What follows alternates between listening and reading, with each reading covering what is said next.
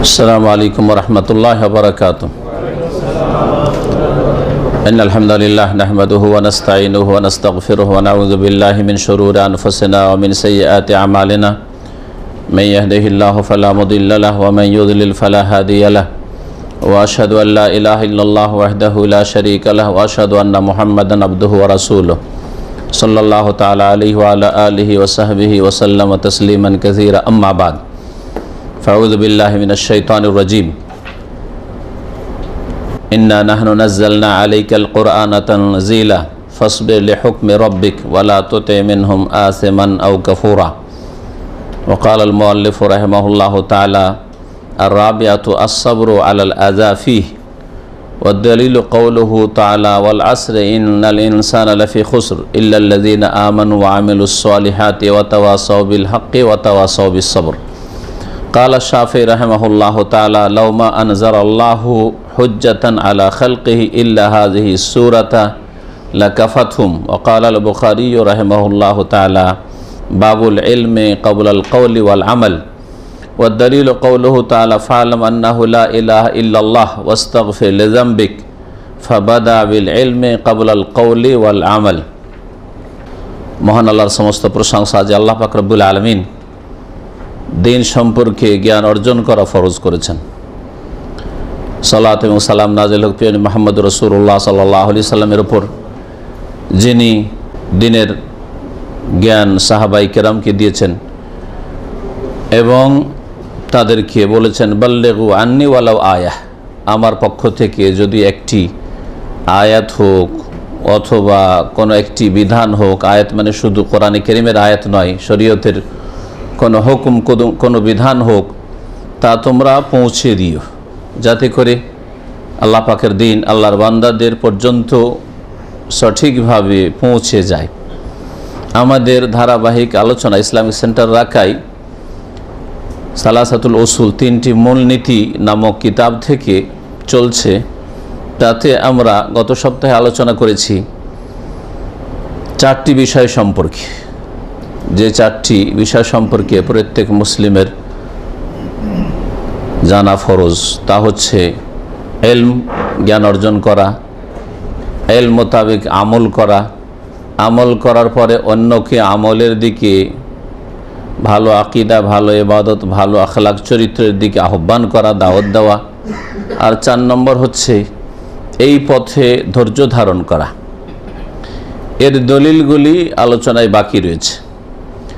শেষ যে চতুর্থ বিষয়টি ছিল সেটা হচ্ছে ধৈর্য ধারণ করা কষ্টের উপর, অর্থাৎ দিনের কথা মানুষকে পৌঁছালে আপনাকে সকলে শ্রদ্ধা সম্মান করবে না, বরং অধিকাংশই কষ্ট দেবে। এটা আপনাকে সবসময় মনে রাখতে হবে। তাই আল্লাহ পাক রব্বুল আলামিন ধৈর্যের জন্য কোরআনে কারীমে বারবার করে আম্বিয়া রসুলগণকেও স্মরণ করিয়েছেন, আর তার অন্য অন্য মুমিন বান্দাদেরকেও ধৈর্যের কথা আল্লাহ পাক বলেছেন বা নির্দেশ দিয়েছেন। মহান আল্লাহ এই ধৈর্য সম্পর্কে ইরশাদ করছেন যে আম্বিয়া রসুলগণও বড় ধৈর্য ধারণ করেছেন, তাদেরকে খুব কষ্ট দেওয়া হয়েছে। সূরা আনআমের আয়াত নম্বর 34-এ আল্লাহ পাক ইরশাদ করেছেন, ওয়ালাকাদ কুযযিবাত রাসূলুম মিন ক্বাবলিক, নিঃসন্দেহে হে নবী মুহাম্মদ সাল্লাল্লাহু আলাইহি ওয়াসাল্লাম, তোমার পূর্বে অনেক রসুলকে মিথ্যা প্রতিপন্ন করা হয়েছে। তোমার পূর্বে বহু রসুলগণকে কি করা হয়েছে? মিথ্যা মনে করা হয়েছে, মিথ্যুক বলা হয়েছে। ফাসাবারু আলা মা কুযিবু, তাদেরকে মিথ্যা প্রতিপন্ন করা হয়েছে, তাদেরকে বিশ্বাস করা হয়নি, তারপরেও তাতে তারা ধৈর্য ধারণ করেছেন। ওয়া উযু, এবং তাদেরকে কষ্ট দেওয়া হয়েছে। হাত্তা আতাহুম নাসরুনা, এই কষ্টের পরে যে তাদেরকে কষ্ট দেওয়া হয়েছে আর তারপরে তারা ধৈর্য ধারণ করেছেন এই কষ্টের ওপর, তারপরে আমার সাহায্য তাদের জন্য এসেছে। আল্লাহ রাব্বুল আলামিন তারপরে সাহায্য নামিয়েছেন। তো আম্বিয়া রসুলগণকে আল্লাহ পাক রব্বুল আলামিন যে পাঠিয়েছেন তারা সবচেয়ে ভালো মানুষ, তারপরেও তাদেরকে ছাড়েনি। জাতির অধিকাংশ লোক অসৎ, এই অসৎ লোকেরা ছাড়েনি, তারা কষ্ট দিয়েছে। সুতরাং যদি আপনাকে কষ্ট দেই তাহলে জানবেন যে আপনি আল্লাহর দ্বীনের সত্যি প্রতিনিধিত্ব করছেন। আর যদি আপনাকে কষ্ট না দেই তার মানে সকলকে খুশি রাখার চেষ্টা করছেন, সকলের চাহিদা পূরণ করার চেষ্টা করছেন, সৎ হোক আর অসৎ হোক, শিরকি আকিদার হোক, বিদাতি আকিদার হোক আর সহি আকিদার হোক, সবাইকে খুশি করতে চাইছেন, দিনদার হোক আর বেদিন হোক। যদি কষ্ট না দেওয়া হয় তাহলে নিশ্চিত আপনি বাতিল পন্থার উপর রয়েছেন, হক পথ আপনি পাননি, হক কথা বলেন না আপনি। কষ্ট যদি দেওয়া হয় তারপরে আশা করা যায় যে সাহায্য আল্লাহ পাকের সন্নিকটে রয়েছে, কারণ কষ্ট দেওয়া হয়েছে তারপরে আল্লাহ পাকের সাহায্য নেমে এসেছে। আল্লাহ পাক এই আয়াতে বলেছেন আম্বিয়া রসুলগণকে বিভিন্নভাবে কষ্ট দেওয়া হয়েছে। সূরা জারিয়াতের আয়াত নম্বর 52-তে আল্লাহ পাক ইরশাদ করেছেন, কাযালিকা মা আতাল্লাযীনা মিন ক্বাবলিহিম রাসূলিন ইল্লা ক্বালু সাহিরুন আও মাজনুন। এইরকম ভাবেই মা আতাল্লাযীনা মিন ক্বাবলিহিম রাসূল, তাদের পূর্বে যত রাসূলগণ এসেছে তাদেরকে দেশবাসী জাতি বলেছে হয় সাহের জাদুকর, আও মাজনুন অথবা পাগল বলেছে। সুতরাং কোরআন সুন্নাহর আলেমকে পাগল বলবে না, দাজ্জাল বলবে না, ফিতনাবাজ বলবে না, না বলবেই, তাতে পরোয়া করার কিছু নাই। বরং আপনাকে সবসময় নিশ্চিত হইতে হবে যে আপনি কোরআন সুন্নাহর দলিলের উপর আছেন কি না, আপনি হকের ওপর আছেন কি না। যদি আপনি হকের ওপর না থাকেন তাহলে তো দুনিয়াতেও গাল খেলেন আর আখিরাতেও ধ্বংস করলেন। এটা হচ্ছে বড় বিপদ আপনার জন্য। কিন্তু দুনিয়াতে গালমন্দ করবেই, কষ্ট দেবে, সব রকমের কষ্ট দেবে, মানসিক কষ্ট দেবে, জাদুঘর বলে, পাগল বলে, শারীরিক কষ্ট দেবে, মারধর করে, জেল হাজত দিয়ে, আর কত রকমের যেই রকমভাবে পারে। যেমন নবী করিম সাল্লাল্লাহু আলাইহি সাল্লামের সাথে করেছে, আপনাদের ইতিহাস জানা আছে। ইব্রাহিম আলাইহিস সালামের সাথে করেছে, যেমন ইতিহাস আপনাদের জানা আছে। আগুনে ফেলেছে ইব্রাহিম আলাইহিস সালামকে কাফিররা, অথচ ইব্রাহিম আলাইহিস সালাম আল্লাহ পাকের দুই অন্তরঙ্গ বন্ধু খলিলের একজন। আল্লাহ রাব্বুল আলামিন প্রত্যেক নবী রাসূলের দুশমন পয়দা করেছেন। সুতরাং যদি মনে করেন যে আমার কোনো দুশমন যেন না থাকে, এটা আপনার ভ্রান্ত ধারণা, আপনি দ্বীন ইসলাম বুঝেননি। এই মর্মে কোরআনে কারীমের সূরা ফুরকান আয়াত নম্বর 31 আল্লাহ পাক ইরশাদ করেছেন, ওয়া কাযালিকা জাআলনা লিকুল্লি নাবিয়্যিন আদুওয়াম মিনাল মুজরিমিন। আর অনুরূপভাবে আমি প্রত্যেক নবীর অপরাধীদের মধ্য থেকে দুশমন, শত্রু পয়দা করেছি। নবীদের দুশমন কারা তাহলে?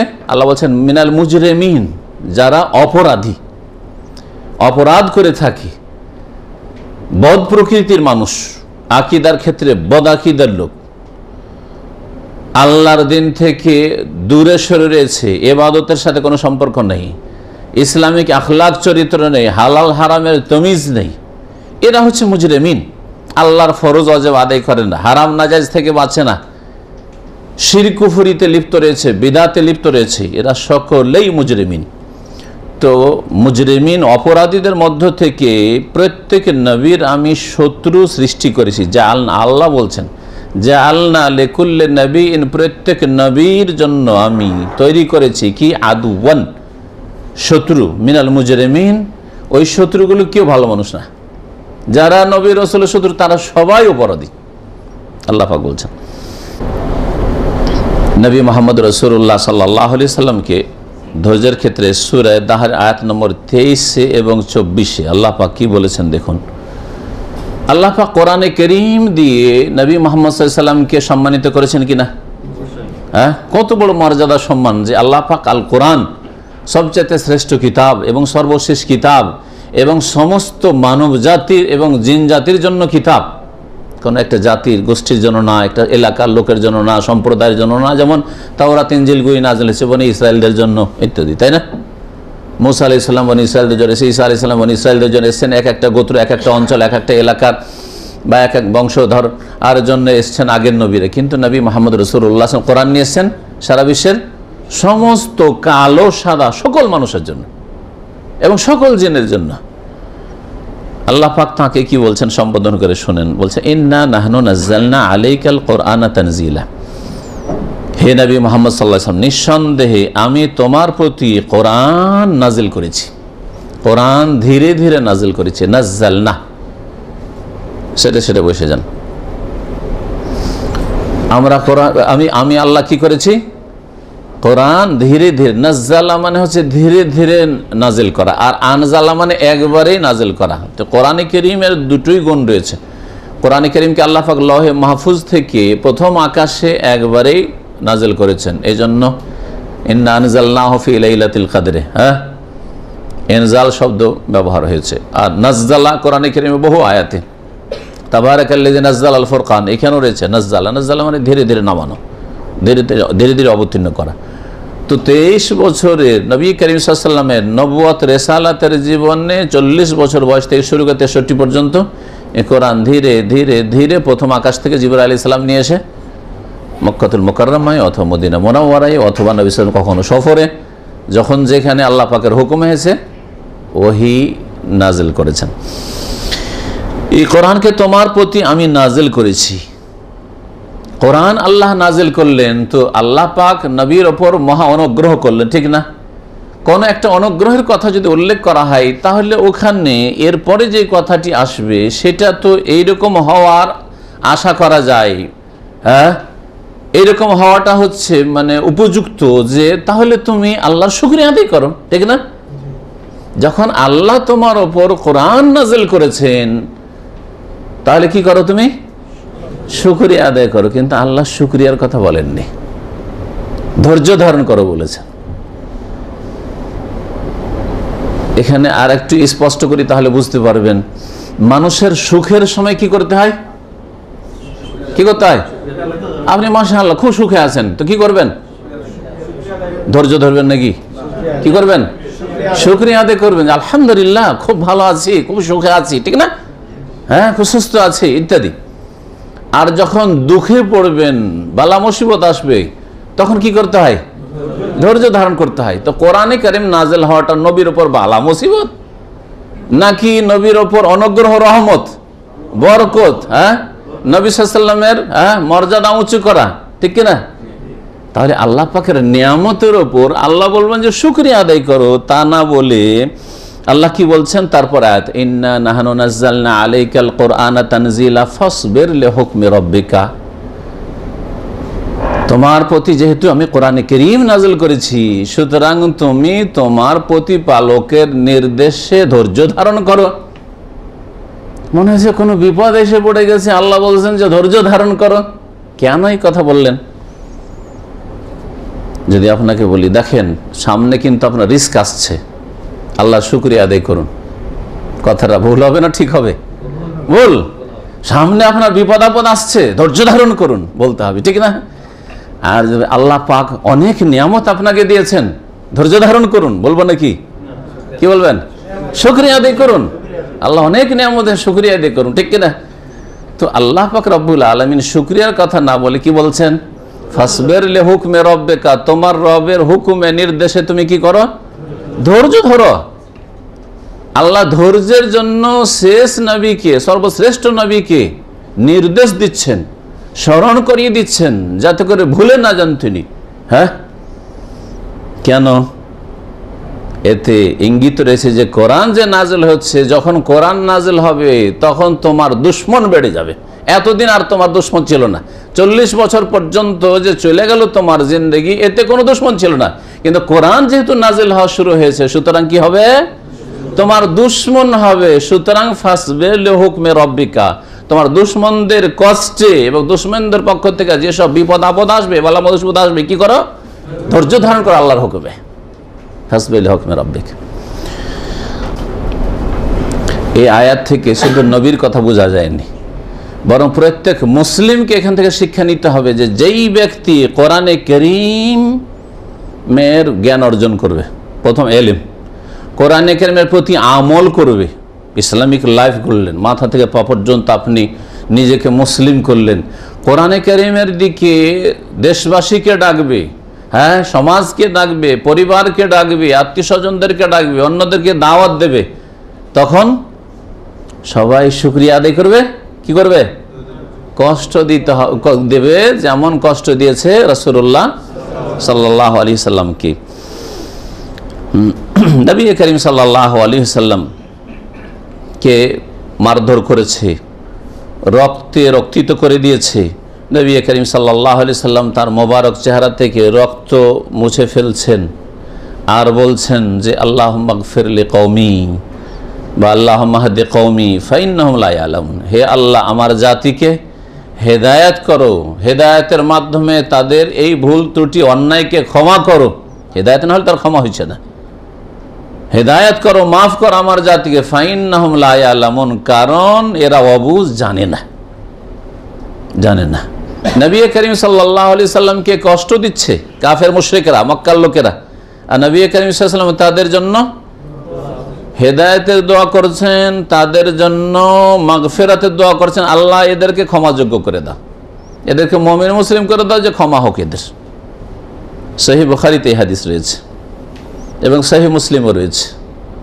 তাহলে আপনি আমি যদি একটু কষ্ট দেয় তো দুইয়ের এক। দিনের কথা যদি, প্রথম কথা দিনের কথা বলবেন না আপনি, যখন যেখানে সেরকম তাল মিলিয়ে চলবেন। দেখছেন যে না রে আমি এখানে সমালোচনার পাত্র হয়ে যাব, চুপ হয়ে গেলেন, হ্যাঁ একদল। আর এক দল হচ্ছে কি, যে কিছু কথা হয়তো বলতে যখন লাগলেন তখন দেখলেন যে বিরোধিতা শুরু হলো, তখন না রে আমার কথা দিয়ে কাজ হবে না, যে যা করছে করতে দাও, আদা খাবে স্বাদ পাবে, জাহান্নামে যা, হ্যাঁ আমি আর কিছু বলবো না, নিজের কাজ নিজে করি, ঠিক না, বলতে লেগে বন্ধ করে দিলেন।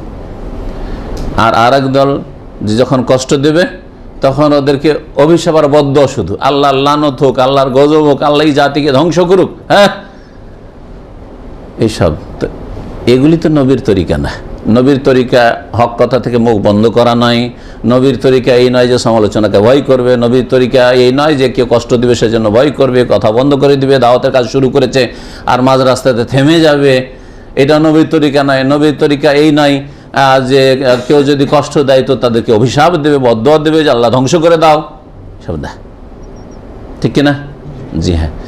আর আপনার জন্য আমার জন্য রাসূলুল্লাহ সাল্লাল্লাহু আলাইহি সাল্লাম হচ্ছেন উসওয়া হাসানা, উত্তম আদর্শ। লাকাদ কানা লাকুম ফি রাসূলিল্লাহি উসওয়াতুন হাসানা, সার্বিক ক্ষেত্রে। তো এই ক্ষেত্রেও আপনার ভাই বেরাদর, আত্মীয় স্বজন যারা অবুঝ, সহিহ আকীদা বুঝে না, অথবা ইসলাম বুঝে না, ইসলাম পালন করতে চাই না, বা ইসলাম পালন করলে তাদের পার্থিব স্বার্থে একটু আঘাত লাগে, বিভিন্ন কারণে আপনার সাথে শত্রুতা করবে, আপনার ক্ষতি করার চেষ্টা করবে, আপনাকে কষ্ট দেবে, সেই ক্ষেত্রে কি করতে হবে? ফাসবির লিহুকমি রাব্বিক। এই যে চারটি বিষয় লেখক উল্লেখ করেছেন, এর দলিলটা সারি। শেখ বলছেন ওয়াদ-দালিল কওলুহু তাআলা, এই চারটি বিষয়ের দলিল প্রমাণ হচ্ছে মহান আল্লাহর বাণী সূরা আসর। সূরা আসর অত্যন্ত গুরুত্বপূর্ণ। এই সূরা আসর ছোট্ট সূরা, সূরা কাউসারের মতো, সূরা ইখলাসের মতো।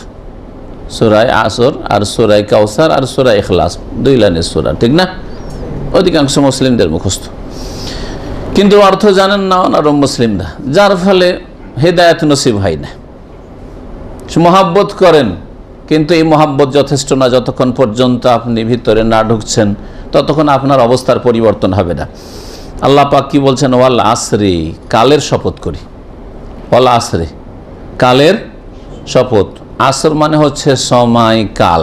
জি, আর বিশেষ একটা সময় বৈকালবেলা, ওইটাকেও আসর বলে, ওই জন্য আসর বলা হয়। এটা আসরের সলাত, হ্যাঁ, সলাতুল আসরের নামাজ, জোহর আর মাগরিবের মাঝখানে একটা সময়কে আসর বলা হয়। এটা হচ্ছে বিশেষ সময়ের নাম আসর। আর এমনি আরবি ভাষায় আসর মানে হচ্ছে যুগ, আসর মানে হচ্ছে, আসর মানে হচ্ছে জামানা, কাল, এগুলো অর্থে যে কোনো কালকে বলা হয়। ফি হাজাল আসরা আজকাল ব্যবহার হচ্ছে, মানে এই যুগে, বর্তমান যুগে। ওয়াল আসরি, যুগের শপথ, কালের শপথ। কালের শপথ কেন করা হয়েছে? যুগ, সময়, কালকে মানুষ যদি ভালো কাজে লাগায় দুনিয়া আখেরাতের ক্ষেত্রে, তাহলে সফল হয়ে যাবে। সময়কালকে যদি কেউ অন্যায় কাজে লাগায় বা সময়কালকে যদি নষ্ট করে, বেকার বেকার লাইফটাকে কাটিয়ে দিল, কোনো কাজে লাগাতে পারল নিজেকে, না দুনিয়ার ভালো কোনো কাজে লাগাতে পারলো, দুনিয়ার ভালো শিক্ষিত হলো, না ভালো কিছু রুজি রোজগার করতে পারলো, না দিনের কাজে লাগাতে পারলো, তাহলে তার দুনিয়া আখেরাতকে ধ্বংস করলো। দুনিয়ার ক্ষেত্রে হোক অথবা দিনের ক্ষেত্রে হোক। আজকেরা যে স্কুল লাইফে মাদ্রাসা লাইফে লেখাপড়া করেননি, ঠকামি করেছেন বাপ মায়ের সাথে, তারা আজকে কষ্ট করছেন, ক্ষতিগ্রস্ত। কিন্তু যারা ভালোভাবে লেখাপড়া করেছেন আজকে তারা লাভবান দুনিয়ার ক্ষেত্রে, ঠিক না? দিনের ক্ষেত্রে যারা এই সময়গুলিকে ভালো কাজে লাগাচ্ছেন, নেকির কাজে লাগাচ্ছেন, আল্লাহ সন্তুষ্টির কাজে লাগাচ্ছেন, তারা দুনিয়াতেও লাভবান, আল্লাহ পাকে রাজি রয়েছেন এবং আখিরাতে মহাপুরস্কার রয়েছে। কিন্তু যারা এই সময়কে নষ্ট করে দিচ্ছে অথবা পাপের কাজে ব্যয় করছে, তারা দুনিয়া তো আল্লাহ পাকের গজব প্রাপ্ত, গুমরা পথভ্রষ্ট হয়ে রয়েছে, আল্লাহ তাদের উপর নারাজ, এবং আখিরাতে তাদের জন্য আল্লাহ পাকের আযাব, শাস্তি, জাহান্নাম প্রতীক্ষায় রয়েছে, ইন্তজারে রয়েছে, ঠিক না? মওত হলে আযাব শুরু হয়ে যাবে। তো আল্লাহ পাক এই জন্য এই গুরুত্বপূর্ণ বিষয়টি শপথ করেছেন। আল্লাহ রাব্বুল আলামিন তার সৃষ্টির মধ্য থেকে বিভিন্ন বিষয়ের কসম করেছেন কোরআনে কারীমে। বান্দার ক্ষেত্রে বান্দা মানুষ আল্লাহ পাকের আদেশ নিষেধ পালন করা ফরজ বান্দার ওপর। সুতরাং আল্লাহ পাকের আদেশ হচ্ছে যে তোমরা শপথ করবে একমাত্র মহান আল্লাহর। আল্লাহ ছাড়া অন্যের শপথ করা, কসম করা কোনো মানুষের জন্য জায়েজ না। কেউ যদি আল্লাহ ছাড়া অন্যের কসম করে তাহলে সে শিরক করল।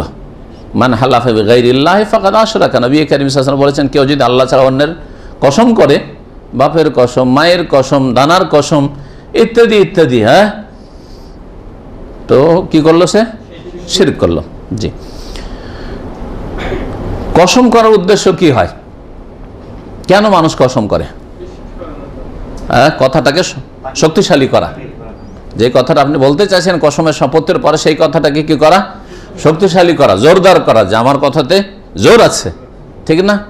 অল আসরে, সময়কালের শপথ, তারপরে যে কথাগুলি আসছে সেগুলি কি আল্লাহ পাকের সব কথাই সত্য, কিন্তু আল্লাহ পাক বান্দার জন্য শক্ত করে বয়ান করছেন, জোরদার ভাষা বর্ণনা করছেন। ইন্নাল ইনসানা লাফি খুসর, নিঃসন্দেহে সমস্ত মানুষ ক্ষতিতে নিমজ্জিত রয়েছে। সমস্ত মানুষ, আল ইনসান, যেমন আলহামদ মানে সমস্ত প্রশংসা, ঠিক না? ওই রকম এখানে আলিফ লাম ইস্তিগরাকের জন্য অথবা জিনসের জন্য, মানে মানুষ মাত্রেই হয়, মানুষ মাত্রেই বলেন, আর না হলে সমস্ত মানুষ বলেন। মানুষ মাত্রেই কি ক্ষতিগ্রস্ত, লাফি খুসরিন, খাসারা মানে লসও রয়েছে, ক্ষতি তো রয়েছে। তাহলে মানুষের আসল হচ্ছে যে মানুষ নিজেই করে থাকে, নিজের ক্ষতি নিজেই করে থাকে। ইন্নাল ইনসানা লাফি খুসর, এটা হচ্ছে মানুষের আসল প্রকৃতি, যে মানুষ নিজের ক্ষতি নিজেই করে। তাহলে এই ক্ষতি থেকে অব্যাহতির কোনো উপায় আছে? নাজাতের কোনো উপায় আছে? বাঁচার কোনো রাস্তা আছে? আল্লাহ বলছেন হ্যাঁ আছে। তারপরে বলছেন এই চারটি গুণ থাকতে হবে। চারটির একটি থাকলে হবে না, চারটির দুটি থাকলে হবে না। এই চারটি গুণ যেই মানুষের মধ্যে আছে সেই ব্যক্তি, সেই মানুষ ক্ষতিগ্রস্ত নয়, সেই মানুষ হচ্ছে লাভবান, সেই মানুষ হচ্ছে সফলকাম। ইল্লাল্লাযীনা আমানু, তবে ওরা ক্ষতিগ্রস্ত না যারা বিশ্বাসী হয়েছে। যারা কি হয়েছে? বিশ্বাসী হয়েছে, ঈমানদার হয়েছে। ঈমান মানে বিশ্বাস করা, ঈমান মানে বিশ্বাস করা। আর লেখক বর্ণনা করেছেন প্রথম বিষয় কি? ঈমান উল্লেখ করেছেন না ইলম উল্লেখ করেছেন? ইলম উল্লেখ করেছেন। তো কোরআনে আসলে ঈমান, আর লেখক উল্লেখ করলেন ইলম, জ্ঞান অর্জন করা। তো ঈমান দিয়ে ইলমের দলিল কেমন করে হয়? কেউ যদি আপনাকে প্রশ্ন করে, যদি এটা ক্লিয়ার না জানা থাকে তাহলে আপনি হতভম্ব হয়ে যাবেন। কথা তো ঠিকই, কোরআনের আয়াতে আছে ঈমান, আরও বলছে যে চারটা জিনিস হচ্ছে প্রত্যেক মুসলিমের জন্য জানা ফরজ। তা হচ্ছে কি করা? ইলম হাসিল করা, তারপরে আমল করা, দাওয়াত দেওয়া, আর ধৈর্য ধারণ করা। তো ইলম কোথা থেকে পেলো? তো কোরআনের অপব্যাখ্যা। হ্যাঁ, কোরআনের তাফসীর আপনাকে করতে হবে। ঈমান মানে বিশ্বাস, বিশ্বাস মানে কোনো কিছুর বিশ্বাস, তাই না? এক অথবা একাধিক বিষয়ের, বহু বিষয়ের বিশ্বাস, ঠিক না? এটা হচ্ছে ঈমান। তাহলে এই যে বিশ্বাস করবেন, তো এই বিশ্বাসের কাজটা অন্তরের কাজ, ঠিক না? বিশ্বাস কি দিয়ে করা হয়? হৃদয় দিয়ে, কলব দিয়ে করা হয়। অন্তর থেকে যে বিশ্বাস করবেন, যার নাম ঈমান। তো বিশ্বাস যে বিষয়গুলির করবেন, সেই বিষয়গুলি সম্পর্কে বিশ্বাসের আগে জ্ঞান অর্জন করা লাগবে কি লাগবে না? বলে ভাই আমি কিছু জানি না তবে বিশ্বাস করি, যদি কেউ বলে, তো কি বলবেন আপনি? মানে ইসলামের কি জানেন আপনি? বলছেন কিছুই জানি না, তবে বিশ্বাস করি। কি বিশ্বাস করেন তাহলে? আরে কালমার্সও বিশ্বাস করে যে আল্লাহ নেই, ঠিক না? আপনি কি বিশ্বাস করেন? তো বলছে আল্লাহ আছে। আর কি বিশ্বাস করেন? আল্লাহ এক। তাহলে তো নলেজ আছে। আর যদি না আমার ওইসব কিছুই নলেজ না, বুঝি না, কিছুই জানি না, আমি বিশ্বাস করি, তাহলে হইতে পারে? তাহলে ঈমান যে অন্তরের কর্ম, এই অন্তরের কর্মের আগে সেই সম্পর্কে নলেজ লাগবে, যার নাম হচ্ছে ইলম। এই জন্য আল্লামা শেখ সালেহ ফৌজান বলছেন যে লিআন্নাল ঈমানা লা ইয়াকুনু ইল্লা আন ইলমিন, ঈমান অসম্ভব, বিশ্বাস করা অসম্ভব যতক্ষণ আপনার নলেজ নেই। আগে বিশ্বাস করেছেন যে আজকে বুধবার বা দেশা ইসলামিক সেন্টার রাকাই ইসলামিক প্রোগ্রাম আছে, জি, এটা আগে কি করেছেন? আগে বিশ্বাস করেছেন না আগে জেনেছেন? আগে জেনেছেন, খবর হয়েছে, তারপরে কথাটা বিশ্বাস করেছেন, তারপরে টান দিয়েছেন এখানে আসার জন্য, ঠিক না? তারপর আমল করেছেন, বোঝা গেছে? আগে এই সম্পর্কে জেনেছেন, তারপরে কথাটার উপর আস্থা হয়েছে, বিশ্বাস হয়েছে, তখন এই দিকে এসেছেন, যার নাম হচ্ছে আমল কর্ম। যদি প্রথম জানাই না থাকতো আর বলে আমি বিশ্বাস করি, ভাই কি বিশ্বাস করেন? তা তো জানি না কি বিশ্বাস করি, পাগল না? তাহলে ঈমান মানে মাস্ট, তার আগে কি? ইলম। ঈমানের আগে হচ্ছে ইলম। তো ঈমানের মধ্যে ইলম ঢুকা আছে, কারণ ঈমান হইতে পারে না। ঈমানের রুকন কয়টি? খুঁটি কয়টি? 6টি। এইটাই নলেজ, এটা ইলম, যে 6টা জানা আছে আপনার, যে 6টা জিনিস বিশ্বাস, এটা হচ্ছে ঈমানের খুঁটি এগুলো। হ্যাঁ, আর এর অনেক শাখা প্রশাখা রয়েছে, ঈমানের 70-এর বেশি শাখা প্রশাখা রয়েছে, এগুলো হচ্ছে নলেজ, ইলম। এই ইলমগুলির সাথে এখন আপনি বিশ্বাস স্থাপন করবেন, ঈমান নিয়ে আসবেন। জি, তাহলে ঈমান ইলম ছাড়া হতেই পারে না। ইলম ছাড়া যদি বলেন বিশ্বাস, তাহলে এর নাম হচ্ছে অজ্ঞতা। আর অজ্ঞতার সাথে আমি কিছুই জানি না, না ঈমান হইতে পারে, না আমল হইতে পারে, না আহ্বান হইতে পারে। আমি ডাকছি ভাই আপনাদেরকে, কোন দিকে ডাকছেন তা তো জানি না ভাই, হইতে পারে? কোনোটাই হইতে পারে না। পরের যে কাজগুলো রয়েছে কোনোটাই হইতে পারে না। এক নম্বর। 2 নম্বর হচ্ছে ও আমেলুস সালিহাত। প্রথম বৈশিষ্ট্য, আপনি জেনে শুনে সঠিক আকীদা আমল জেনে আল্লাহর দ্বীন সম্পর্কে, আল্লাহ সম্পর্কে, আল্লাহ রাসূল সম্পর্কে জেনে কি করবেন? বিশ্বাস করবেন, ঈমানদার হবেন। 2 নম্বর হচ্ছে ও আমেলুস সালিহাত। যখন বিশ্বাস করেন আপনি, তাহলে যেগুলি কথা বিশ্বাস করেন তার একটি হচ্ছে আল্লাহর প্রতি ঈমান। আল্লাহ রাব্বুল আলামিন সবকিছু দেখছেন, জানছেন, আল্লাহ পাক হিসাব নেবেন। কখন হিসাবটা হবে? আখিরাতে হিসাব হবে। এই আখিরাতের প্রতি আপনার বিশ্বাস আছে। তাহলে যখন হিসাব হবে, সেখানে জবাব দিতে হবে, তাহলে আমল করেন, কারণ আল্লাহর সামনে হাজিরা দিতে হবে। একজন মুসলিম আর আপনি আমল করেন না, বলছেন আল্লাহ পরকালে বিশ্বাস করি, মিথ্যুক। এইরকম মুসলিম, বেআমল মুসলিম, জাহান্নাম থেকে নাজাতের কোনো চেষ্টা নেই, জান্নাত পাওয়ার জন্য কোনো মেহনত পরিশ্রম নেই, বলছে যে আমি মুসলিম মুমিন ভাবে বিশ্বাস করি, মিথ্যুক। এতে কোনো সন্দেহ নেই। কারণ যখন আপনি বিশ্বাস করেন, তাহলে বিশ্বাস অনুযায়ী কাজ হবে আপনার। দুনিয়ার ক্ষেত্রে বিশ্বাস হলেই কাজ করেন, না হলে কাজ করবেন না। যদি আপনার জানা থাকে যে মালিক ধোঁকাবাজ, বেতন দেবে না, তাহলে কখনো আপনি কি করবেন না? ডিউটি করবেন না। কি বলছিলাম? ঈমানের পরে আমল। আমলের ক্ষেত্রে আল্লাহ বলছেন সলেহাত। সলেহাতে এক বচন না বহু বচন? বহু বচন। তার মানে একটা দুটা কাজ করলে হবে না। ভাই আমি নামাজ পড়ি, হ্যাঁ যথেষ্ট? নামাজ পড়া গুরুত্বপূর্ণ ইবাদত, কিন্তু যথেষ্ট না। মনে করে যে নামাজ পড়ি, সহি নামাজই জানে না, অনেক হারাম কাজ করে, নামাজ পড়ি, হবে না? হবে না। সলেহাত, অনেক ভালো কাজ রয়েছে, অনেক নেক আমল রয়েছে। সেই নেক আমলগুলি, নেক আমল আপনি আপনার খেয়াল খুশি, আপনার মেজাজে নির্ণয় করবেন না। আল্লাহ পাক ফয়সালা করেছেন, আল্লাহ ফয়সালা করেছেন যে এগুলি হারাম, হারামগুলি নাজায়েজ থেকে বেঁচে থাকাই হচ্ছে আপনার নেক কাজ। আর এগুলি হচ্ছে ফরজ, ওয়াজিব, সুন্নত, মুস্তাহাব, সুতরাং এগুলি হচ্ছে নেক কাজ। এই হচ্ছে নেক কাজ, যার জন্য আল্লাহ পাকের ওহীর প্রয়োজন রয়েছে। আল্লাহ পাক যদি রাসূল না পাঠাতেন, আল্লাহ ওহী না করতেন, তাহলে এই বিবেক বুদ্ধি দিয়ে এগুলি ভালো কাজ, এগুলি মন্দ কাজ, এই নির্ণয় করা সম্ভব ছিল না। যার ফলে আল্লাহর আসমানি কিতাবেরও প্রয়োজন, আর আল্লাহ পাকের নবী রসুলের প্রয়োজন। জি, ওয়া আমেলুস সালেহাত। এবং তারা যারা কি করে? ভালো কাজগুলি করে, 2 নম্বর কাজ। 3 নম্বর বৈশিষ্ট্য হচ্ছে ওয়াতাওয়াসাউ বিল হাক্কি, ভালো কাজ করার পরে শুধু নিজের মধ্যেই ভালোটাকে, কল্যাণকে সীমিত রাখে না, ওয়াতাওয়াসাউ, একে অপরকে হকের, সত্যের উপদেশ দিয়ে থাকে। তাওয়াসা মানে হচ্ছে ওসিয়ত করা, উপদেশ দেওয়া। আর তাওয়াসা যখন আসবে, পরস্পরকে উপদেশ দেওয়া, একজন আর একজনকে উপদেশ দেয়। তাহলে প্রত্যেক মুসলিম যে যতটা আল্লাহর দিন সম্পর্কে জানে, নিজে আমল করার পরে একজন অপরজনকে কি করবে? উপদেশ দেবে, ভালো কথা বলবে, যেটাকে কোরআনের অন্য ভাষায় বলা হয়েছে তা'মুরুনা বিল মারুফ, ভালো কাজের নির্দেশ দেবে। ওয়া তানহাউনা আনিল মুনকার, অন্যায় কাজে বাধা দেবে, অন্যায় কাজ থেকে বিরত রাখার চেষ্টা করবে মানুষকে। যেটাকে অন্য জায়গায় বলা হয়েছে যে আল্লাহর দিনের দিকে ডাকবে বা আল্লাহর দিকে ডাকবে, এগুলি হচ্ছে বিভিন্ন কোরআনে কারিম ভাষা। আল্লাহর দিকে ডাকাটাই হচ্ছে ভালো কাজের দিকে ডাকা, আল্লাহর দিকে ডাকাটাই হচ্ছে অন্যায় কাজে বাধা দেওয়া, আল্লাহর দিকে ডাকাটাই হচ্ছে সত্য কথার উপদেশ দেওয়া একে অপরকে। একজন অপরজনকে দেবে, এর থেকে বোঝা গেল যে যেই ব্যক্তি উপদেশ দিচ্ছে সে দোষমুক্ত না, সে ত্রুটিমুক্ত না। যে একজন লোক আপনাকে ভালো কথা বলছে, সেজন্য তার ভুল হইতে পারে, তারও ভুল হইতে পারে, সুতরাং তারও যদি ভুল ধরা পড়ে তো যেইভাবে সংশোধন হতে পারে সেইভাবে আপনি তাকে পৌঁছিয়ে দেন। সুতরাং আপনার নজরে একজন মাশাআল্লাহ এত বড় আলেম আর এত বড় হুজুর, এত বড় আল্লামা, তার কি ভুল হতে পারে? তার ভুল ধরেছে, কি ভালো মানুষ নাকি? হ্যাঁ না, তাহলে আল্লাহ তাওয়াসা কেন বলবেন? একজন অপরজনের ভুল ধরবে, একজন আর একজনের সংশোধন করে দিবে, আল্লাহ পাক বলছেন।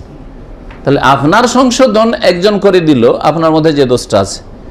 এই জন্য নবী করিম সাল্লাল্লাহু আলাইহি ওয়াসাল্লাম হাদিস রয়েছে আবু দাউদে যে আল মুমিনু মিরআতুল মুমিন, মুমিন আর এক মুমিনের জন্য আয়না স্বরূপ। আয়নাতে কি করে? দেখিয়ে দেয়।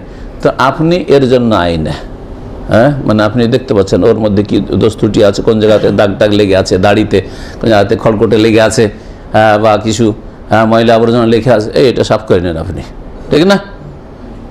আর ও আপনার জন্য আইন, ও দেখতে পাচ্ছে আপনার মধ্যে কি দোষ ত্রুটি আছে, আপনার টাকার নিচে কাপড়, হ্যাঁ, ইত্যাদি ইত্যাদি যেসব ত্রুটি আছে, আপনাকে ফজরতে দেখা যায় না, পাশাপাশি বাস করে, যে ত্রুটি আছে, তাহলে সে আপনার ওর আয়নাতে আপনাকে দেখতে পাচ্ছে। নিজের দোষগুলি আপনি খুঁজে পান না। দোষ থাকলেও আজকালকার অধিকাংশ নিজের দোষ দেখতে পায় না, ও অপরগুলো দেখতে পায়, শুধু অন্যের দোষগুলি দেখতে পায়, নিজের দোষটা দেখতে পায় না। তো একজন অপরজনকে সত্যের উপদেশ দেবে, তার মানে দ্বীনের দিকে আহ্বান করবে, দাওয়া ইলাল্লাহ, আল্লাহর দিকে আহ্বান করবে। এটা হচ্ছে 3 নম্বর কাজ, সফলতা হাসিলের জন্য, ক্ষতি থেকে বাঁচার জন্য। 4 নম্বর, যখন হক কথা, সত্য কথা মানুষকে জানাবেন, শিক্ষা দেবেন, উপদেশ দেবেন, ওয়াতাওয়াসাউ বিস সবরি, তখন কষ্ট দিতে পারে। সুতরাং আপনাকে প্রস্তুত থাকতে হবে নিজে ধৈর্য ধারণ করার জন্য, এবং অন্যকেও যারা সাথী সঙ্গী রয়েছে তাদেরকে ধৈর্যের উপদেশ দেওয়ার জন্য। ওয়াতাওয়াসাউ বিস সবর, তারা পরস্পরকে ধৈর্যের উপদেশ দিয়ে থাকে, তারা একজন অপরজনকে ধৈর্যের উপদেশ দিয়ে থাকে। এই হচ্ছে সূরা আসরের সংক্ষিপ্ত তরজমা এবং তাফসীর। জি, ইমাম ইবনুল কাইয়িম রাহমাতুল্লাহি আলাইহি বলছেন যে জিহাদুন নাফসে আরবা মারাতিব, মানুষের অন্তরের জিহাদ, নিজের জিহাদ, নিজের নাফসের বিরুদ্ধে, নিজের মনের বিরুদ্ধে জিহাদ করেন। জিহাদ মানে প্রচেষ্টা চালানো, আপনার মনের বিরোধিতা করা। মনের উল্টো হচ্ছে, কিন্তু আপনাকে চেষ্টা চালিয়ে যেতে হয় মনের উল্টো। এর 4টি স্তর রয়েছে। একটা হচ্ছে আইয়ুজাহিদা আলা তাআল্লুমিল হুদা ওয়া দীনিল হক। প্রথম হচ্ছে যে আপনাকে অলসতা আপনার উপরে চেপে আসে, আপনার শিখতে আগ্রহ হয় না, মনে থাকে না, আরে পড়ছি মনে থাকে না, শুনছি মনে থাকে না, আর কত আর যাব, এরকম মনে হচ্ছে, তাই না? এটা হচ্ছে মন। এই মনের উল্টো আপনাকে জিহাদ করতে হবে, প্রচেষ্টা চালাতে হবে। মনে না থাকলে কি হবে? একটাকে 5 বার করে পড়বো, একটা কথা 5 বার 10 বার করে শুনবো, কিছু তো মনে থাকবে। হ্যাঁ, 100টা কথার মধ্যে যদি আমি 5টাই মনে থাকে, তাও আমি শুনবো, আমি পড়বো, এইভাবে। তো দিন শিখার জন্য, সত্য দিন শিখার জন্য মুজাহাদা করার চেষ্টা চালানো, কারণ দিনের শিক্ষা ছাড়া, সত্য কথা শিক্ষা ছাড়া কোনো পরিত্রাণ নেই দুনিয়া আখিরাতে। 2 নম্বর হচ্ছে আইয়ুজাহিদাহা আলাল আমালি বিহি বাদা ইলমিহি, জেনে নেওয়ার পরে আমলে, কাজে পরিণত করার জন্য মুজাহাদা, চেষ্টা চালানো। জানার পরে আমল করতে গিয়ে অলসতা লাগে, উফ, কষ্ট লাগে, ফরজ যের ক্ষেত্রে যদি উদাহরণ দিই, দৈনিক ফজর নামাজ পড়তে জানেন যে ফজর নামাজ খুব গুরুত্বপূর্ণ, সবচেয়ে গুরুত্বপূর্ণ নামাজ ফজর নামাজ আর আসর নামাজ। ফজর নামাজে উঠতে কষ্ট লাগে, সবাইকে কষ্ট লাগে, আপনাকে শুধু কষ্ট লাগে, প্রত্যেক মুমিন বান্দাকে কষ্ট লাগে। কষ্ট লাগলেও সে এমন ইবাদত বন্দেগীতে সে মজা পেয়েছে যে কষ্টটাই তাকে মিষ্টি লাগে, কষ্টটাই তাকে ভালো লাগে। তো মনের বিরুদ্ধে মন চায় শুইতে, হ্যাঁ মন চায় যে একটু ঘুমিয়ে নি, ঠিক ঘরে পড়ে নেবো বা একটু পরে পড়ে নেবো, হ্যাঁ, কিন্তু না, মনের বিরুদ্ধে আপনাকে জেহাদ করতে হবে, প্রচেষ্টা চালাতে হবে। জেনে নেওয়ার পরে আমলের জন্য প্রচেষ্টা চালানো মনের বিরুদ্ধে। 3 নম্বর হচ্ছে ইউজাহিদা আলা দাওয়াতি ইলাইহি। অনেক সময় নিজে শিখে নেওয়ার পরে শয়তান আপনাকে বোঝাবার চেষ্টা করে যে তুই শিখেছিস, তুই আমল করছিস, এসব কথা বলতে গেলে ঝামেলা হবে, বাদ দে, হ্যাঁ থাক, আরো 5 জন বলুক, যখন 5 মুখ থেকে সবাই বলবে তখন আমি বলবো, অন্যের অপেক্ষায় রয়েছেন, হ্যাঁ না। তো মুজাহাদা করতে হবে দাওয়াতের ক্ষেত্রে, যে আমি এই দাওয়াত সহি দাওয়াত পৌঁছাই, আর যারা জানে না তাদেরকে শিখাই, অবুঝ হয়ে রয়েছে, অজ্ঞ হয়ে রয়েছে, আল্লাহর দিন সম্পর্কে তাওহীদ সম্পর্কে জ্ঞান নেই, শিরক বুঝে না, মনে করে শিরক শুধু হিন্দুদের শিরক আর কবর মাজার পূজার শিরক না, এগুলি ওলি আউলিয়ার তাজিম, বুঝাইতে হবে। তাহলে অবুঝ এরা জানে না। 4 নম্বর প্রচেষ্টা চালানো নফসের বিরুদ্ধে জেহাদ হচ্ছে আইয়ুজাহিদাহা আলা সাবরি, হ্যাঁ আলা মাশাকিদ দাওয়াতি ইলাল্লাহ। আল্লাহর দ্বীনের দাওয়াত করতে গিয়ে যে কষ্টগুলি হয়ে থাকে এবং মানুষের পক্ষ থেকে যে কষ্ট এসে থাকে, সেগুলির ওপর ধৈর্য ধারণের ক্ষেত্রে নফসের বিরুদ্ধে মুজাহাদা করা। কারণ মন চায় না যে কেউ গাল দিক, মন চায় না যে কেউ মানহানি করুক, মন চায় না কেউ যে আমি আমার জীবনে আমার লাইফে কষ্ট হোক। কে চায় শখ করে কষ্ট করতে, কে চায় মার খেতে, কেউ চায়? কিন্তু তারপরও মনের বিরুদ্ধে এই জেহাদ করে যেতে হবে যে আমি আল্লাহর দ্বীনের জন্য যদি গাল খেতে হয়, মার খেতে হয়, কষ্ট করব, কারণ আল্লাহর দ্বীন আল্লাহর বান্দা পর্যন্ত পৌঁছাইতে হবে। ফাইজাস্তাকমালা হাযিহিল মারাতিবাল আরবা, এই 4টি স্তর যদি পুরা করতে পারে, সারা মিনা রব্বানিইন, তাহলে আল্লাহওয়ালা হতে পারে, রব্বানি হতে পারবে, তাহলে আল্লাহওয়ালা আলেম হবে, তাহলে রব্বানি আলেম হবে, তাহলে হক্কানি আলেম হবে। আর হক্কানি আলেম মানে এই যে যারা শিরক বিদআত নিয়ে শুধু জমজমাট বাজার গরম করে রেখেছে আর দেশের অধিকাংশ লোক ভক্ত হয়ে রয়েছে, এর নাম হক্কানি। কখনো এর নাম হক্কানি না। হক্কানি হচ্ছে যে হক কথা বলবেন। আর এই 4টি আপনার মধ্যে জেহাদ থাকতে হবে, আপনার মনের বিরুদ্ধে জেহাদ, নফস, ইলমের ক্ষেত্রে জেহাদ, আমলের ক্ষেত্রে জেহাদ, ইসলাম প্রচারের ক্ষেত্রে জেহাদ এবং ধৈর্য ধারণের ক্ষেত্রে জেহাদ, নিজের মনের বিরুদ্ধে। ইমাম শাফিঈ রহমতুল্লাহ আলাইহি বলছেন এই সূরা আসর সম্পর্কে, লাউমা আনজালাল্লাহু হুজ্জাতান আলা খালকিহি ইল্লা হাযিহি সূরাতা লাকাফাতহুম, যদি আল্লাহ পাক রব্বুল আলামিন তার সৃষ্টির জন্য, মানব জাতির জন্য এই সূরাটি ছাড়া কোনো দলিল না নাজিল করতেন, কোটা কোরআন আল্লাহ নাজিল না করে শুধু সূরা আসর এই 2 লাইনের একটি সূরা নাজিল করতেন, আর আল্লাহ পাক রব্বুল আলামিন হিসাব নিতেন এই মানব জাতির, লাকাফাতহুম, সেই মানব জাতির জন্য, এই সৃষ্টির জন্য যথেষ্ট হইত। লাকাফাতহুম, তাদের জন্য যথেষ্ট হইত। কোন দিক থেকে? কথা তো খুব সংক্ষেপ। সূরা আসরের তাফসীর পড়লেন। সূরা আসরে 2টো জিনিস উল্লেখ করা হয়েছে, একটা পজিটিভ, একটা নেগেটিভ। একটা হচ্ছে সুখের উপায়, আর একটা হচ্ছে দুঃখের কারণ, হ্যাঁ, লাভের উপায় আর ক্ষতির কারণ, এই 2টো কথা উল্লেখ করা হয়েছে, বুঝলেন না? ইহকাল পরকালে সুখের উপায় কি? সুখের উপায় হচ্ছে 4টি গুণ। আপনার মধ্যে যদি 4টি গুণ থাকে তাহলে আপনি সুখী, দুনিয়া আখিরাতে সুখী। ইলম, আল্লাহ সম্পর্কে, আল্লাহ রাসূল সম্পর্কে, আল্লাহর দ্বীন সম্পর্কে, যেটি 3টি মূলনীতি, সালাসাতুল উসুল যে বইয়ের নাম, হ্যাঁ বুঝলেন না? ইলম যদি থাকে, আমল যদি থাকে, আর এইদিকে যদি যেটা আপনি শিখেছেন সেই দিকে যদি মানুষকে দাওয়াত দেন, ডাকেন, শিখান, তালিম দেন, প্রচার করেন, আর ধৈর্য যদি ধরতে পারেন, এই পথের উপর অটল যদি থাকতে পারেন, জি হ্যাঁ। তো এই 4টি বৈশিষ্ট্য হচ্ছে কি? সুখের উপায়, আসবাবুস সাআদা, ভাগ্যবান হওয়ার মাধ্যম। আপনি কি করে ভাগ্যবান হবেন? যদি আপনাকে জিজ্ঞেস করি আপনি কি করে ভাগ্যবান হবেন, এলমের মাধ্যমে, আমলের মাধ্যমে, দাওয়াতের মাধ্যমে, ধৈর্য ধারণের মাধ্যমে। সহজ কথায় সূরা আসর, তাই না? আপনি যদি দুনিয়া আখেরাতে নিজের সৌভাগ্য চান তো এই 4টি গুণ নিজের মধ্যে তৈরি করুন।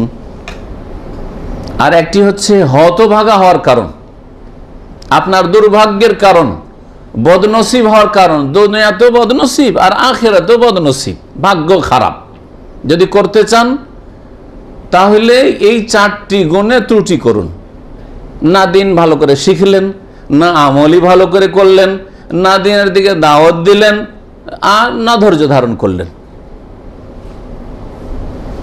হয়তো কিছুটা ইসলাম সম্পর্কে জ্ঞান আছে, আমলের ত্রুটি, বা ইসলাম সম্পর্কে জ্ঞান আছে, আমল আছে, কিন্তু নীরব, কাউকে কিছু বলবো না, দিনের কথা নিজের জন্য কুক্ষিগত করে রেখেছেন, আর কাউকে শিখালেন না।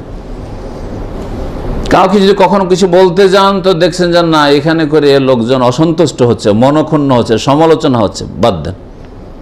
আজকাল অধিকাংশ যারা টাকরা নিচের হারাম কাপড় পরছেন বলছে যে আমার সাথী সঙ্গীরা যাদের সাথে চাকরি করি সমালোচনা করে, ঠাট্টা করে। ঠাট্টাটাই বরদাস্ত করতে রাজি না, এর ওপর ধৈর্য ধরতে রাজি না। আমার মোদির একটু খারাপ নজরে দেখে যে কি রে তুই এরকম করো রে, হ্যাঁ? মোদিরকে, আল্লাহকে নারাজ করতে, অসন্তুষ্ট করতে চায়, কিন্তু নিজের ম্যানেজারকে, নিজের বসকে নারাজ করতে চায় না, কারণ এখানে পেটের ধান্দা আছে। পেটের ধান্দা এমন নয় যে ওই টাকার উপরে কাপড় উঠিয়ে ইসলামিক কাপড় বললে ওর যে রুজি খেয়ে নেবে, তাও নয়, আর খাওয়ার ক্ষমতা আছে তাও নয়, বুঝা গেছে? কিন্তু না, ও একটু খারাপ নজরে দেখি, হ্যাঁ, না, ওর কাছে খারাপ হবো না। আল্লাহর কাছে খারাপ হয়ে জাহান্নামে চলে যায়, কিন্তু মানুষের কাছে খারাপ হবো না। স্ত্রীর কাছে দাড়িটা রাখে, স্ত্রীর কাছে একটু খারাপ হয়ে যাব, হ্যাঁ, ও মেনে নিতে চাই না, সেই জন্য দাড়ি রাখবো না। আল্লাহর কাছে খারাপ হয়ে যায়, রাসূলের কাছে খারাপ হয়ে যায় সাল্লাল্লাহু আলাইহি সাল্লাম, কিন্তু স্ত্রীর কাছে খারাপ হওয়াটা ভাই পছন্দ করি না। দেখলেন কেমন অবস্থা আমাদের ইমানের, কেমন অবস্থা? জি। তো সূরা আসরে কি রয়েছে বললাম? সৌভাগ্যের উপায় রয়েছে আর দুর্ভাগ্যের কারণ রয়েছে, ঠিক না? আর গোটা কোরআন শুরু থেকে সূরা ফাতিহা থেকে শুরু করে সূরা নাস পর্যন্ত পড়েন, এই দুটো বিষয় হচ্ছে মুখ্য বিষয়। দুটো বিষয়ের সাথে সংশ্লিষ্ট সবগুলি কথা। আপনি ভাগ্যবান কেমন করে হবেন গোটা কোরআনে বয়ান করা হয়েছে। আর যারা হতভাগা হয়েছে, যারা বিতাড়িত হয়েছে, যারা দুনিয়া আখেরাতে ক্ষতিগ্রস্ত হয়েছে, তাদের পরিণাম দেখেন, আর তাদের আচরণগুলি দেখেন, তাদের অবস্থা দেখেন, তারা কি করেছিল যার ফলে ও দশা হয়েছে। মুসা, ইব্রাহিম, আম্বিয়া, রসুলগণ, তাদের জীবনী দেখুন। আর কারণ ফেরাউন, হামান, হ্যাঁ, আবু জাহল, আবু লাহাব, তাদের জীবনী দেখুন, যে ঠিক কিনা? আদ, সামুদকে দেখুন, লূত আলাইহিস সালামের জাতিকে দেখুন। এইভাবে কোরআনে কারিমে এই দুটো বিষয় উল্লেখ করা হয়েছে। এই দুটো বিষয় এই 2 লাইনে মওজুদ রয়েছে সূরা আসরে। এই জন্য ইমাম শাফিঈ রাহমাতুল্লাহ আলাইহি বলেছেন যে আল্লাহ যদি সূরা আসরটা নাযিল করতেন, তো সূরা আসর নাযিল করা মানে আল্লাহ বলছেন যে তোমরা ভাগ্যবান হওয়ার জন্য এই গুণগুলি পয়দা করো, আর এই গুণগুলিতে যদি ঘাটতি থাকে তার মানে তোমরা হতভাগা হয়ে যাবে, সাবধান, তোমরা দুনিয়া আখেরাত খারাপ করে দিবে। দুনিয়া আখেরাতকে খারাপ করিও না, দুনিয়াও তোমাদের খারাপ হবে, আখেরাতও খারাপ হবে। আল্লাহ পাক রব্বুল যেন বুঝার তৌফিক দান করেন।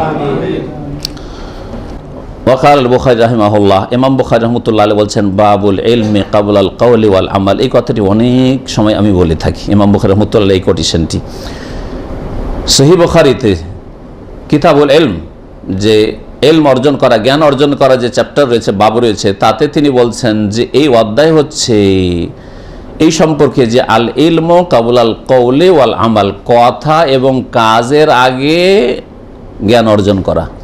কথা এবং কাজের আগে কি করা? জ্ঞান অর্জন করা, ইলম হাসিল করা। মানে একটা কথা যে বলতে চাইছেন, কথাটা বলার আগে কি করতে হবে?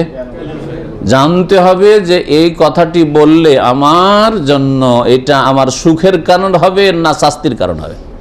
এই কথাটি আমার জন্য আমার নেকির পাল্লায় এই কথাটি যাবে না আমার গুনার পাল্লায়, যে গুনার বোঝা বাড়বে, জানতে হবে কথা বলার আগে। কাজ করার ক্ষেত্রে একটা কদম রাখবেন, পা রাখবেন, একটা ধাপ উঠাবেন, এই যে একটা কদম সামনে বাড়াবেন, এই ক্ষেত্রে এই কদম বাড়ানোটা আপনার কাজ। যে কোনো ক্ষেত্রে, এই ব্যবসার ক্ষেত্রে হোক, আর চলাফেরার ক্ষেত্রে হোক, অথবা কোনো দিকে যাওয়ার ক্ষেত্রে হোক, এই দিকে আমি যাব কি যাব না, এই কাজটা করব না, এই সমস্ত ক্ষেত্রে আমলের ক্ষেত্রে আমল করার আগে কি করতে হবে? ইলম হাসিল করতে হবে। তাহলে অতক্ষণ কোনো কথা বলবেন না যতক্ষণ পর্যন্ত না জানবেন এই কথাটাতে আপনার দুনিয়া আখিরাত ভালো হইলো না খারাপ হইলো।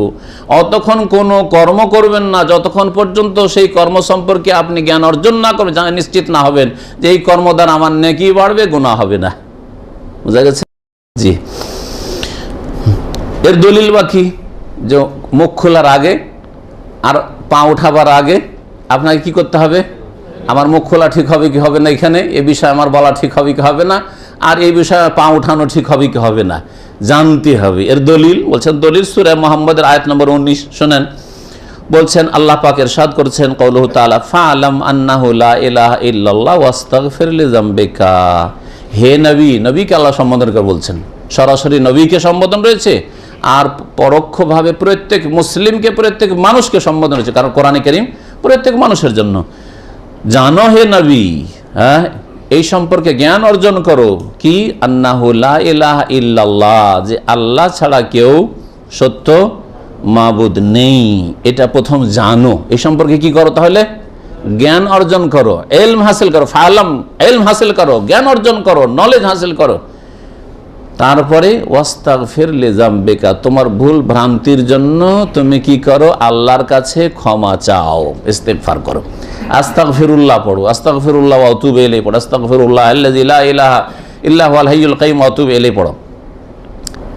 বলছেন ফাবাদা বিল ইলমি ক্বাবলাল কওলি ওয়াল আমাল। আল্লাহ পাক রব্বুল আলামিন এই আয়াতে কথা এবং কাজের আগে ইলম দিয়ে শুরু করেছেন। আল্লাহ প্রথম বলছেন ফাআলাম, আগে জানো, ঠিক না?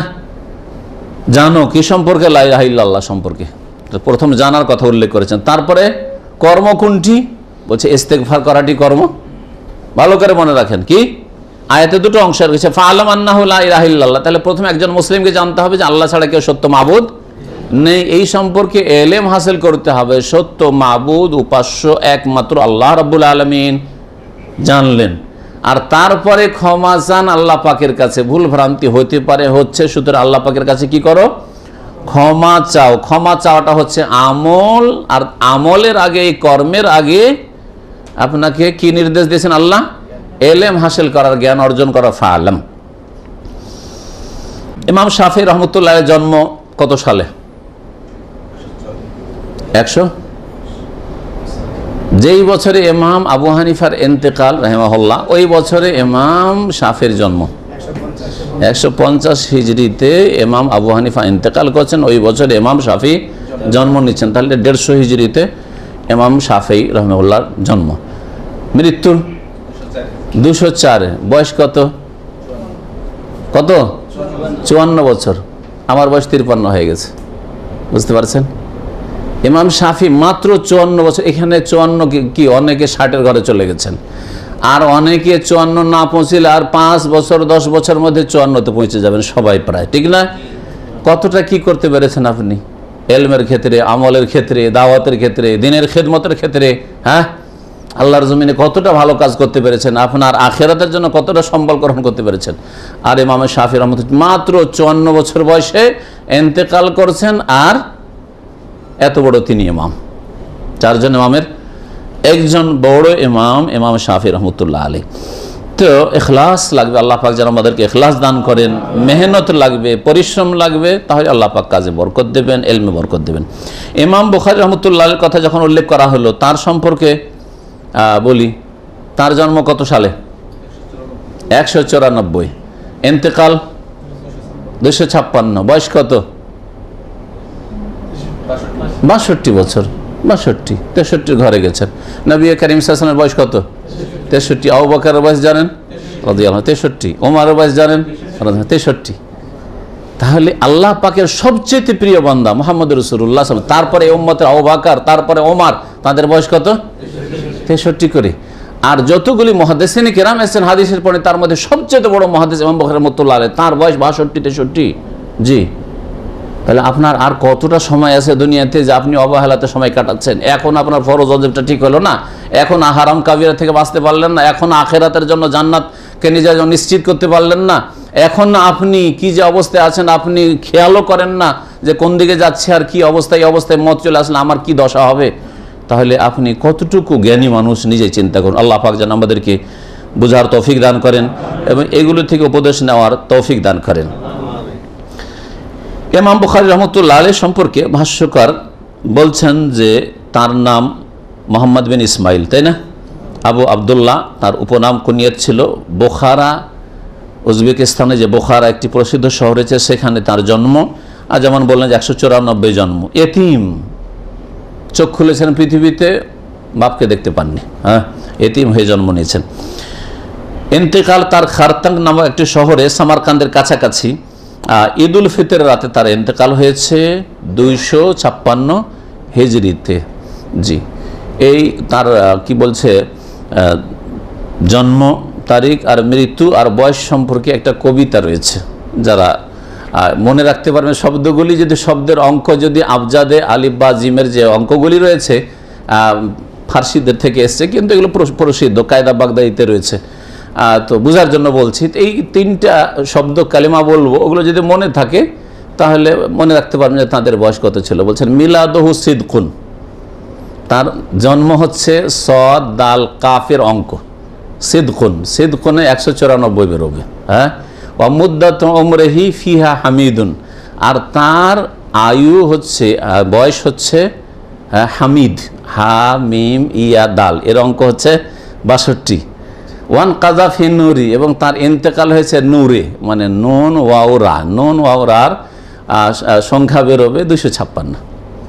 জি হ্যাঁ, এগুলো যখন মাদ্রাসার ছাত্রদেরকে আমরা পড়াই তখন এগুলো কিছু দিই, যাতে করে শব্দগুলো কালিমাগুলো 3টা মনে রাখলে যদি ভুলেও যাই যে কোন সালে 194টা ভুলে গেছে, 256 ভুলে গেছে, কিন্তু যদি ওর মনে থাকে সিদকুন হামিদুন আর নুরুন, যদি মনে থাকলে অঙ্ক দেখে বের করে দিই। ধৈর্য 3 প্রকারের। ধৈর্য কত প্রকারের? 3 প্রকারের। আমরা শুধু ধৈর্য বুঝি শুধু বিপদ আপদে ধৈর্য, তাই না? বালা মুসিবত পড়েছে, মা মারা গেছে, বাপ মারা গেছে, ছেলে মারা গেছে, স্ত্রী মারা গেছে, স্বামী মারা গেছে, এগুলিতে ধৈর্যটা বুঝি, আর কোনো ধৈর্য বুঝি না। বা একটা অ্যাক্সিডেন্ট হয়েছে, টাকা পয়সা হারিয়ে গেছে ইত্যাদি, চিন্তা হয়ে গেছে, এইগুলোতে ধৈর্য বুঝি, ঠিক কিনা? এক কথায় বালা মুসিবত বিপদ আপদ যেরকম আর্থিক হোক আর শারীরিক হোক আর যেরকমই হোক না কেন, বিপদ আপদে ধৈর্য ধারণ করাটা কি বুঝি। কিন্তু ধৈর্য কোরআন এবং হাদিসের ভাষায় 3 ভাগে বিভক্ত। প্রথম ধৈর্য হচ্ছে আসসাবরু আলা তাআতিল্লাহ, আল্লাহ পাকের সন্তুষ্টির কাজে, আল্লাহ পাকের আনুগত্যের কাজে, মানে নেকির কাজে ধৈর্য ধারণ করা। ধৈর্য ধারণ করা মানে অটলতা। আপনি ইসলামের কাজে ধৈর্য ধারণ করুন, মানে অটল থাকুন, অবিচল থাকুন। জি, এটা হচ্ছে ধৈর্য। আর এক ধৈর্য হচ্ছে আসসাবরু আন মাহারিমিল্লাহ, আল্লাহ পাক যেসব নাজায়েজ এবং হারাম করেছেন সেগুলি থেকে বেঁচে থাকার ক্ষেত্রে ধৈর্য ধারণ করা, সেগুলি থেকে বেঁচে থাকার ক্ষেত্রে ধৈর্য ধারণ করা, এখানে ধৈর্যের প্রয়োজন রয়েছে। এখন যদি রাস্তায় সিঁড়ি নামছেন আর একটা দেখছেন যে ব্যাগ পড়ে আছে, রাস্তায় পড়ে আছে, মালিক নেই, আর তাতে 50,000 রিয়াল অথবা 1 লাখ রিয়াল পাওয়ার পরে টাকা দেখে তো মাথা খারাপ, মাথা কি করব আমি, যদি দিয়ে দিতে এত টাকা হাত ছাড়া হয়ে যাবে, আর যদি নিয়ে যাই তো বড় লোক হয়ে গেলাম, আর সৌদি আরব থাকার দরকার নেই, 1 লাখ রিয়াল একসাথে পেলে কাজ হয়ে গেল, ঠিক না? 1 লাখ টাকা মানে 20 লক্ষ টাকা বাংলাদেশের টাকা, ঠিক কিনা? হ্যাঁ, তো এই হারাম থেকে বাঁচার জন্য এইটা যে ঘোষণা করবেন এখানে এসে যে আমি একটা ব্যাগ বেচ যাতে এত টাকা আছে, কত বড় ধৈর্যের প্রয়োজন রয়েছে, কত বড় ধৈর্যের পরীক্ষা রয়েছে আপনার, ঠিক না? জি, আপনার সামনে যদি সুন্দরী একটি রমণী এসে নির্জনে বলে যে তোমার যা ইচ্ছা, ইউসুফ আলাইহিস সালামকে যেমন জোলেখা বলেছিল, আর আপনি দেখছেন ব্যাচেলার মানুষ, বিবিও নাই বা বিয়েও করতে পারিনি, আর এইরকম সুযোগ জীবন আসবেও না, এইরকম সুযোগ আসবে না, আল্লাহ দেখছেন, আর কিয়ামতে হিসাব হবে, আর এই যে না কাবিরা গুনাহ জাহান্নামে যেতে হবে, সব ভুলে গিয়ে কাজ হয়ে গেছে,